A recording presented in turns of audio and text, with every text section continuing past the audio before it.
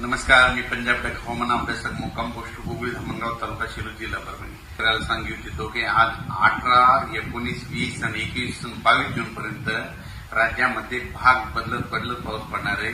सर्वदूर पडणार नाही म्हणून हा अंदाज लक्षात घ्यायचा.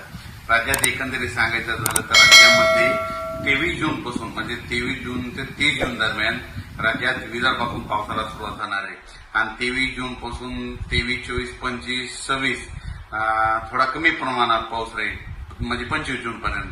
पण राज्यात 26 जून ते 30 जूनच्या दरम्यान मुसळधार पाऊस पडणार आहे म्हणून हा अंदाज लक्षात घ्यायचा.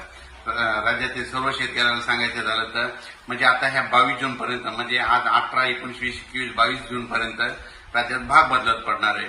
22 जून, 23, 24 आणि 25 पर्यंत राज्यात म्हणजे तुरळक स्वरूपाचा पण चांगला पाऊस पडणार आहे म्हणजे 22 पासून चांगला पडणार आहे म्हणून हा अंदाज लक्षात घेतात.